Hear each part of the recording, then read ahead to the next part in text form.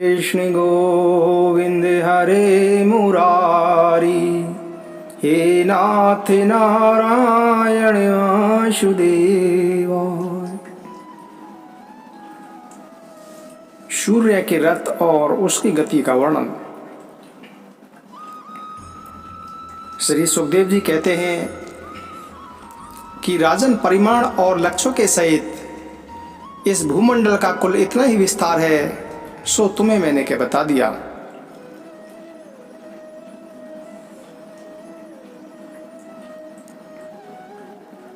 जिस प्रकार चना मटर आदि के दो दलों में से एक का स्वरूप जान लेने से दूसरे का भी जाना जा सकता है, उसी प्रकार भूलोक के परिणाम से ही धूलोक का भी परिणाम जान लेना चाहिए। इन दोनों के बीच में अंतरिक्ष लोक है, यह इन दोनों का सन्निधि स्थान है। इसके मध्य भाग में स्थित ग्रह और नक्षत्रों के अधिपति भगवान सूर्य अपने ताप और प्रकाश से तीनों लोकों को तपाते और प्रकाशित करते रहते हैं। वे उत्तरायण, दक्षिणायन और विषुवत नाम वाली क्रमशः मंद, शीघ्र और समान गतियों से चलते हुए समय अनुसार मकर आदि राशियों में ऊंचे नीचे और समान स्थानों में जाकर दिन रात को बड़ा छोटा या समान करते हैं। जब सूर्य भगवान मेष या तुला राशि पर आते हैं तब दिन रात समान हो जाते हैं। जब वृष आदि 5 राशियों में चलते हैं तब प्रति मास रात्रियों में एक एक घड़ी कम होती जाती है और उसी हिसाब से दिन बढ़ते जाते हैं। जब वृश्चिक आदि 5 राशियों में चलते हैं तब दिन और रात्रियों में इसके विपरीत परिवर्तन होता है। इस प्रकार दक्षिणायन आरंभ होने तक दिन बढ़ते रहते हैं और उत्तरायण लगने तक रात्रियां। इस प्रकार पंडित जन मानसोत्तर पर्वत पर सूर्य की परिक्रमा का मार्ग 9,51,00,000 योजन बताते हैं। उस पर्वत पर मेरु की पूर्व की ओर इंद्र की देवधानी, दक्षिण में यमराज की संयमनी, पश्चिम में वरुण की निम्नलोचनी और उत्तर में चंद्रमा की विवावरी नाम की पुरियां हैं। इन पुरियों में मेरु के चारों ओर समय समय पर सूर्योदय, मध्याह्न, सायंकाल और अर्धरात्रि होते रहते हैं। इन्हीं के कारण संपूर्ण जीवों की प्रवृत्ति या निवृत्ति होती है। राजन, जो लोग शिमेरु पर रहते हैं उन्हें तो सूर्यदेव सदा मध्यकालीन रहकर ही तपाते रहते हैं। वे अपनी गति के अनुसार अश्वनी आदि नक्षत्रों की ओर जाते हुए यद्यपि मेरु को बाईं ओर रखकर चलते हैं तो भी सारे ज्योति मंडल को घुमाने वाली निरंतर दाईं ओर बहती हुई प्रवाह वायु द्वारा घुमा दिए जाने से वे उसे दाईं ओर रखकर चलते जान पड़ते हैं। जिस पुरी में सूर्य भगवान का उदय होता है उसके ठीक दूसरी ओर की पुरी में वे अस्त होते हुए मालूम होंगे, और जहां वे लोगों को पसीने पसीने करके तपा रहे होंगे उसके ठीक सामने की ओर आधी रात होने के कारण वे उन्हें निद्रावश किए होंगे। जिन लोगों को मध्याह्न के समय वे स्पष्ट दिख रहे होंगे वे ही जब सूर्य सोम दिशा में पहुंच जाए तब उनका दर्शन नहीं कर सकेंगे। सूर्य देव जब इंद्र की पुरी से यमराज की पुरी को चलते हैं तब 15 घड़ी में ही वे 2.25 करोड़ और 12.5 लाख योजन से कुछ 25,000 योजन अधिक चलते हैं। फिर इसी क्रम से वे वरुण और चंद्रमा की पुरियों को पार करके पुनः इंद्र की पुरी में पहुंचते हैं। इस प्रकार चंद्रमा आदि अन्य ग्रह भी ज्योति चक्र में अन्य नक्षत्रों के साथ साथ उदित और अस्त होते रहते हैं। इस प्रकार भगवान सूर्य का वेद में रथ एक मुहूर्त में 34,08,000 के योजन के हिसाब से चलता हुआ इन चारों पुरियों में घूमता रहता है।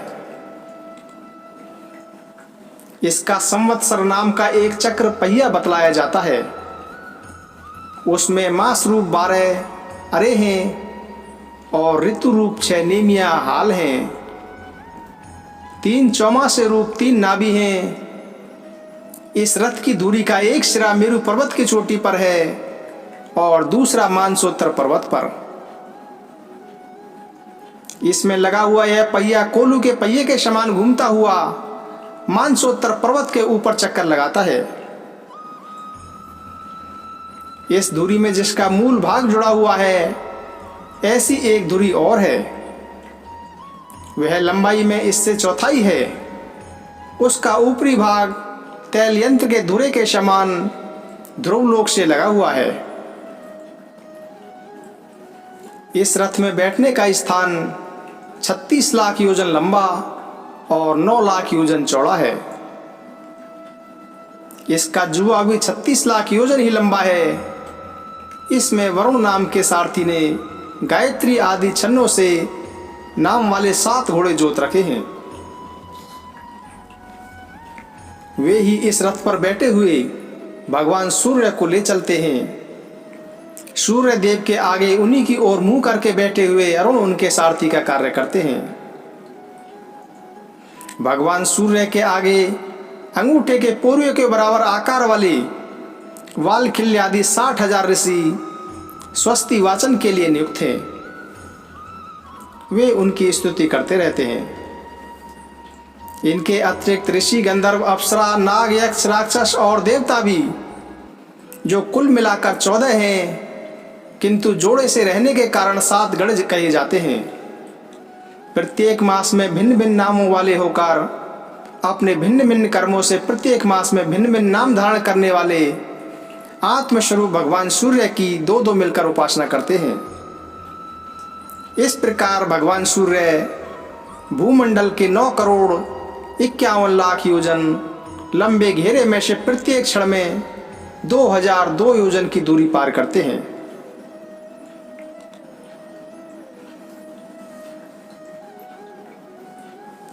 भिन्न भिन्न ग्रहों की स्थिति और गति का वर्णन। राजा परीक्षित ने पूछा कि भगवान, आपने जो कहा कि यद्यपि भगवान सूर्य राशियों की ओर जाते समय मेरु और ध्रुव को दाईं ओर रखकर चलते मालूम होते हैं, किंतु वस्तुतः उनकी गति दक्षिणावर्त नहीं होती। इस विषय को हम किस प्रकार समझें? श्री सुखदेव जी ने कहा, राजन, जैसे कुमार के घूमते हुए चाक पर बैठकर उसके साथ घूमती हुई चींटी आदि की अपनी गति से उससे भिन्न ही है, क्योंकि वह भिन्न भिन्न समय में उस चक्र के भिन्न भिन्न स्थानों में देखी जाती है। उसी प्रकार नक्षत्र और राशियों से उपलक्षित काल चक्र में पड़कर ध्रुव और मेरु को दाएं रखकर घूमने वाले सूर्य आदि ग्रहों की गति वास्तव में उससे भिन्न ही है, क्योंकि वे काल वेद से भिन्न भिन्न राशि और नक्षत्रों में देख पड़ते हैं। वेद और विद्वान लोग भी जिनकी गति को जानने के लिए उत्सुक रहते हैं, वे साक्षात आदि पुरुष भगवान नारायण ही लोगों के कल्याण और कर्मों की शुद्धि के लिए अपने वेद में विग्रह काल को 12 मासों में व्यक्त कर वसंत आदि 6 ऋतुओं में उनके यथा योग्य गुणों का विधान करते हैं। इस लोक में वर्ण आश्रम धर्म का अनुसरण करने वाले पुरुष वेद त्रयी द्वारा प्रतिपादित छोटे बड़े कर्मों से इंद्र आदि देवताओं के रूप में और योग के साधनों से अंतर्यामी रूप में उनकी श्रद्धा पूर्वक आराधना करके सुगमता से ही परम पद प्राप्त कर सकते हैं। भगवान सूर्य संपूर्ण लोकों के आत्मा हैं। वे पृथ्वी और धूलोक के मध्य में स्थित आकाश मंडल के भीतर काल चक्र में स्थित होकर 12 मासों को भोगते हैं, जो संवत्सर के अवयव हैं और मेष आदि राशियों के नाम से प्रसिद्ध हैं।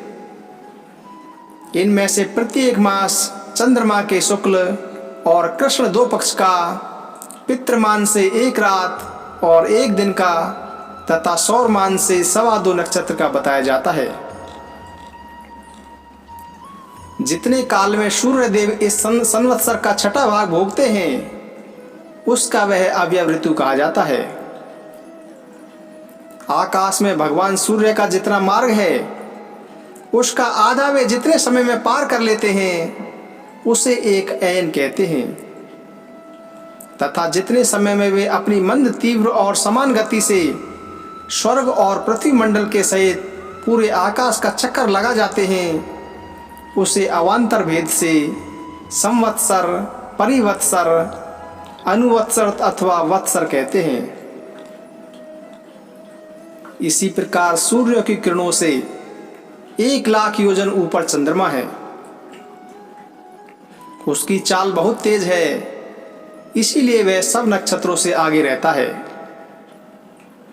यह सूर्य के 1 वर्ष के मार्ग को 1 मास में, 1 मास के मार्ग को 2.25 दिनों में और 1 पक्ष के मार्ग को 1 ही दिन में तय कर लेता है। यह कृष्ण पक्ष में क्षीण होती हुई कलाओं से पितृगण के और शुक्ल पक्ष में बढ़ती हुई कलाओं से देवताओं के दिन रात का विभाग करता है, तथा 30-30 मुहूर्तों में 1-1 नक्षत्र को पार करता है। ये जो 16 कलाओं से युक्त मनों में, अन्न में, अमृत में पुरुष स्वरूप भगवान चंद्रमा है, ये ही देवता, पितृ, मनुष्य, भूत, पशु, पक्षी, सरीसर्प और वृक्ष आदि समस्त प्राणियों के प्राणों का पोषण करते हैं। इसीलिए इन्हें सर्वमय कहते हैं। चंद्रमा से 3,00,000 योजन ऊपर अभिजीत के सहित 28 नक्षत्र हैं। भगवान ने इन्हें काल चक्र में नियुक्त कर रखा है, अतः ये मेरु को दाईं ओर रखकर घूमते रहते हैं।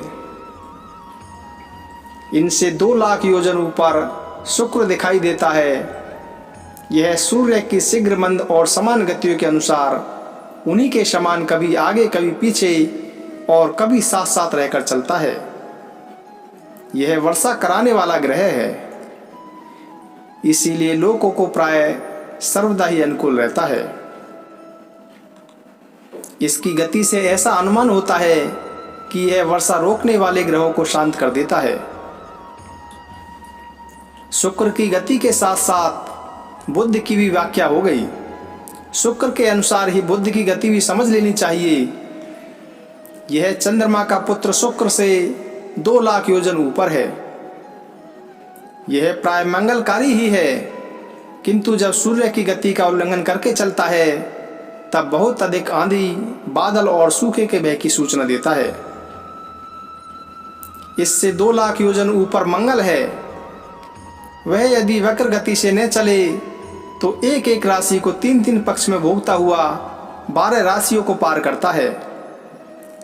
यह अशुभ ग्रह है और प्राय अमंगल का सूचक है। इसके ऊपर 2,00,000 योजन की दूरी पर भगवान बृहस्पति जी हैं।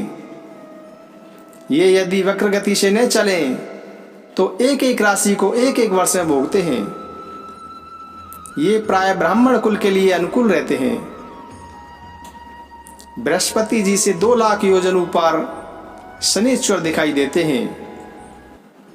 ये 30-30 महीने तक 1-1 राशि में रहते हैं, अतः इन सब राशियों को पार करने में 30 वर्ष लग जाते हैं। ये प्राय सभी के लिए अशांति कारक हैं। इनके ऊपर 11,00,000 योजन की दूरी पर कश्यप आदि सप्तऋषि दिखाई देते हैं। ये सब लोगों की मंगल कामना करते हुए भगवान विष्णु के परम पद ध्रुवलोक की प्रदक्षिणा किया करते हैं। श्री कृष्ण गोविंद हरे मुरारी, हे नाथ नारायण वासुदेव। सप्तऋषियों से 13,00,000 योजन ऊपर ध्रुवलोक है। इसे भगवान विष्णु का परम पद कहते हैं। यहाँ उत्तानपाद के पुत्र परम भगवत भक्त ध्रुव जी विराजमान हैं। अग्नि, इंद्र, प्रजापति, कश्यप और धर्म, ये सब एक साथ अत्यंत आदर पूर्वक इनकी प्रदक्षिणा करते रहते हैं। अब भी कल्प पर्यंत रहने वाले लोग इन्हीं के आधार स्थित हैं। इनका इस श्लोक का प्रभाव हम पहले 14वें स्कंद में वर्णन कर चुके हैं। सदा जागते रहने वाले अव्यक्त गति भगवान काल के द्वारा जो ग्रह नक्षत्र आदि ज्योतिर्गण निरंतर घुमाए जाते हैं, भगवान ने ध्रुवलोक को ही उन सब के आधार स्तंभ से नियुक्त किया है। अतः यह एक ही स्थान में रहकर सदा प्रकाशित होता है। जिस प्रकार दाएं चलाने के समय अनाज को कूदने वाले पशु छोटी बड़ी और मध्यम रस्सी में बंधकर क्रम से निकट दूर और मध्य में रहकर खंभे के चारों ओर मंडल बांधकर घूमते रहते हैं, उसी प्रकार सारे नक्षत्र और ग्रहगण बाहर भीतर के क्रम से इस काल चक्र में नियुक्त होकर ध्रुवलोक का ही आश्रय लेकर वायु की प्रेरणा से कल्प के अंत तक घूमते रहते हैं। जिस प्रकार मेघ और बाज आदि पक्षी अपनी कर्मों की सहायता से वायु के अधीन रहकर आकाश में उड़ते रहते हैं, उसी प्रकार ये ज्योतिर्गण भी प्रकृति और पुरुष के संयोगवश अपने अपने कर्मों के अनुसार चक्कर काटते रहते हैं, पृथ्वी पर नहीं गिरते। कोई कोई पुरुष भगवान की योग माया के आधार पर स्थित इस ज्योति चक्र का शिशु मार्ग के रूप में वर्णन करते हैं। यह शिशु मार्ग कुंडली मारे हुए हैं और इसका मुख नीचे की ओर है। इसकी पूंछ के सिरे पर ध्रुव स्थित है। पूंछ के मध्य भाग में प्रजापति, अग्नि, इंद्र और धर्म हैं। पूंछ की जड़ में धाता और विधाता हैं। इसके कटी प्रदेश में सप्तऋषि हैं। यह शिशु मार्ग दाहिनी ओर को सिकुड़ कर कुंडली मारे हुए है। ऐसी स्थिति में अभिजीत से लेकर पुनर्वसु सुपर्ण जो उत्तरायण के 14 नक्षत्र हैं, वे इसके दाहिने भाग में हैं, और पुण्य से लेकर उत्तराषाढ़ पर्यंत जो दक्षिणायन के 14 नक्षत्र हैं, वे बाएं भाग में हैं। उसी प्रकार यहाँ नक्षत्र संख्या में ही समानता है। इसकी पीठ में मूल, पूर्वाषाढ़ा और उत्तराषाढ़ा नाम के 3 नक्षत्रों का समूह है।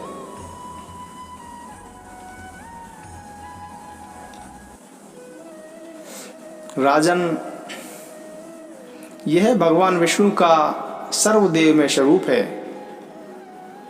इसका नित्य प्रति सायंकाल के समय पवित्र और मौन होकर दर्शन करते हुए चिंतन करना चाहिए। इस मंत्र का जप करते हुए भगवान की स्तुति करनी चाहिए। संपूर्ण ज्योतिर्गणों के आश्रय कालचक्र स्वरूप सर्वदेवाधिपति परम पुरुष परमात्मा का हम नमस्कार ध्यान करते हैं। ग्रह, नक्षत्र और ताराओं के रूप में भगवान का आदि दैविक रूप प्रकाशित हो रहा है। वह तीनों समय उपयुक्त मंत्र का जप करने वाले पुरुषों के पापों को नष्ट कर देता है। जो पुरुष प्रातः, मध्याह्न एवं शाम तीनों काल इस आदि दैविक स्वरूप का नित्य प्रति चिंतन और वंदन करता है, उसके उस समय किए हुए पाप तुरंत नष्ट हो जाते हैं। श्री कृष्ण गोविंदे हरे मुरारी, हे नाथ नारायण वासुदेव। श्री कृष्ण गोविंदे हरे मुरारी, हे नाथ नारायण वासुदेव। जय श्री कृष्ण, जय श्री कृष्ण।